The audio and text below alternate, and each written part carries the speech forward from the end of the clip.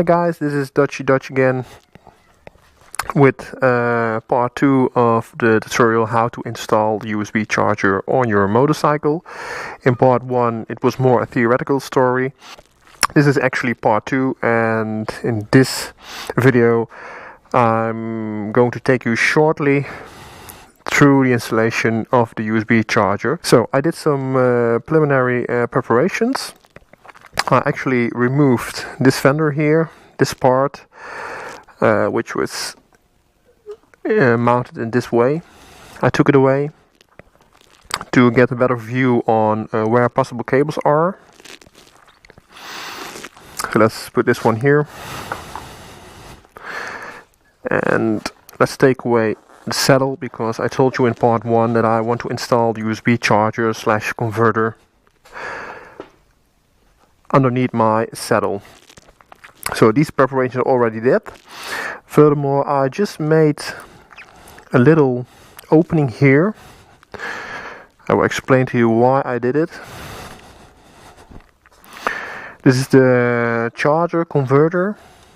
Well, I'm planning to put it in here using some 3M tape to tighten it, and so that is the position of the charger. And now we take the extender. I will be needing this one to get from this point to this point actually. Let's put this thing in here like this. The extender is 1 meter long, and it's just enough for my bike. So before you start doing things, you should really check out, well, in first place, do you need the extender and is it actually long enough? So, okay, I did this here. This is why I made the opening. You can let the cable walk over it like this. You can see here and here to the battery. It's already done in that way.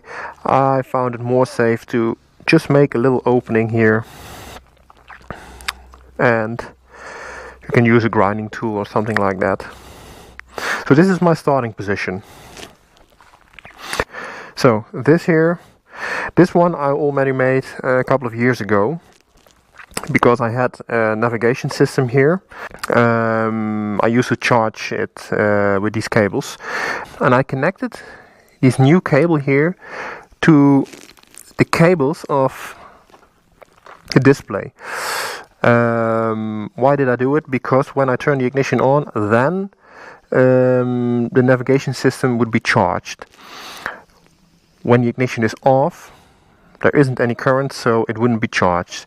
And as I told you in part 1, in my opinion, it's more safe to use a system where the charging function only works when your motorcycle is on. So when you put it straight to the battery, it will be another case. Then when the ignition is off, you're still able to charge your devices with, in this case, a USB. So I already had this one. Just check out the electric system of your motorcycle, and then you're able to figure out what's the best place to make the connection. So back to the USB charger. I will need to get this cable up to this place, because here I want to mount it with some 3M tape on the tank. So what are we going to do? I already loosened these bolts here, and I just have to put something in between. I found out this is actually from Workmate. Just lift the tank a bit. I assume there's not a very big difference between my bike, this Fireblade, and other bikes. I believe you should be able to do exactly the same thing as I'm doing here. So I just want to lift up the tank a bit, so it's easier for me to get the cable in here. So I already made another helpful tool. Where did I put it? Ah, here it is. Clean up your stuff, man. So what is it? It's just a piece of electric cable, but it's a cable which stays in position after bending it. I'm using this to make some sort of a hook here, because I can't put my fingers in between there. Just do this. Well, a bit shorter is enough. Just do this. Make sure that you bend it through, because otherwise it will hook. It will hook up to parts underneath the tank. Okay, and now just follow. Okay, let's get it in here. I actually could do this by hand. Just underneath this here. And now, what I want to do, I want to follow. You see these cables here? I just want to tuck it in there. First I'm going to do... Oh, didn't fix it properly enough. So, like this. Okay, and now let's see. There's a small hole in there.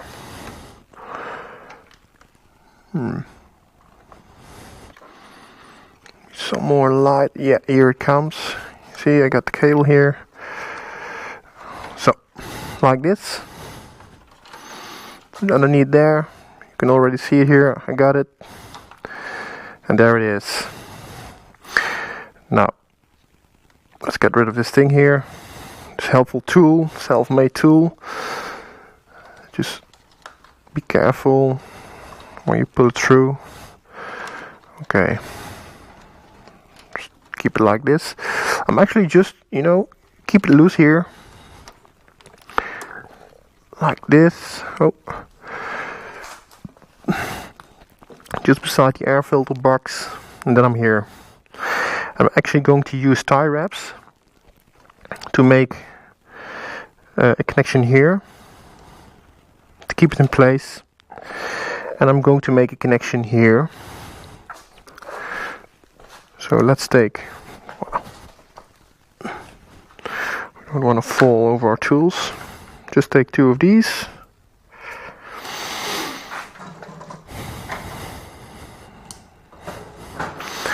And this little guy here, and let's just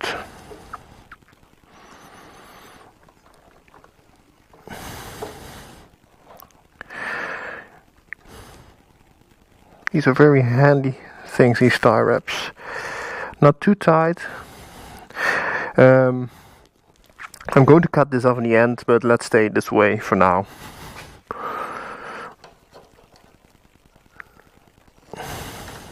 Okay, well, we'll actually wait with this one here, because what we did is we made the connection, we determined the position of the USB charger in here. So actually, when I'm all finished up, what would it look like? Something like this here. Just putting a cable in, like this, waterproof connection, and I've got the removal to show you how it looks. Get it in, well, something like this. So for me it's not a problem that you can see this cable like this. It's actually not a long cable, but since I've determined to make my charger here, because of the length of the cable, I actually wanted to place it in here, and then this cable is just long enough. Now that I've decided to do it in here, well, I've got a bit of an overlength. Okay, so now that we've got our USB connection here, we actually need to connect the converter, the charger, to the electric system. So I will need to pull another cable from here back to here. So in the end, we got two cables here.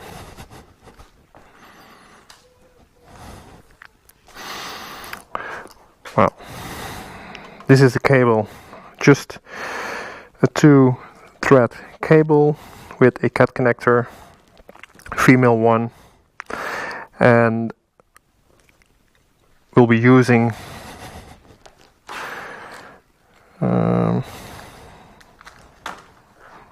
I already had a short piece. What we're going to do is we'll be making this connection here,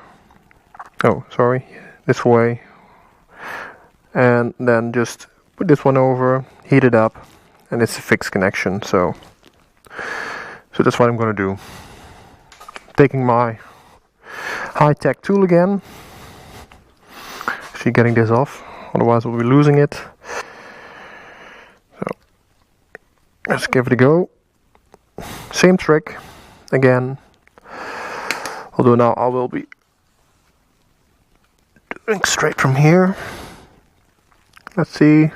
Yeah, here we are. Now let's hope that the cable will stick. Seems so that it does. Let's get this one off here. Put it underneath the bike.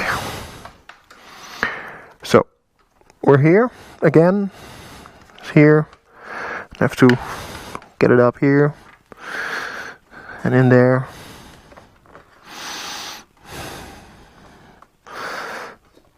So like this.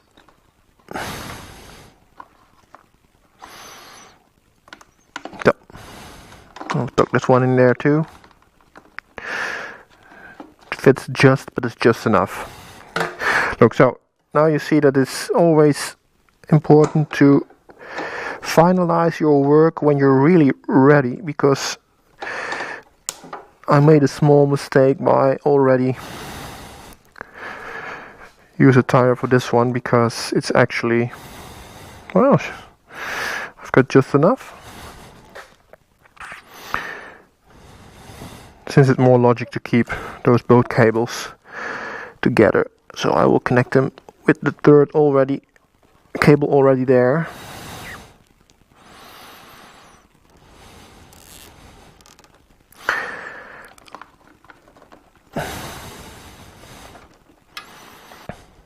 So getting this one back on.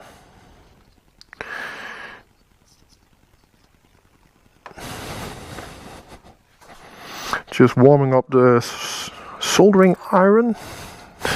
I don't know if that is correct English, but let's heat this guy up here. So we're actually about to connect the cables. I'm connecting the plus and the plus. Make sure that you connect the right cables to one another. It's actually not easy to do this with one hand, but for two hands. I need a third one to keep these cables together. As you can see, I'm not an electrician, but it's tight. That's most important. Let's keep that one over there and cool off a bit. Well, let's see if these. Make sure that you first isolate each, the plus and the minus, because you don't want to have a short circuit on your bike. So this is what I mean. Make sure it's in the middle, the connection. And just use a simple lighter to form like this here. Not too much, otherwise it will burn. Like this. Yeah, that's great. That's really great. And now use this here. Hope it's not too big. Oh, yeah, it's okay.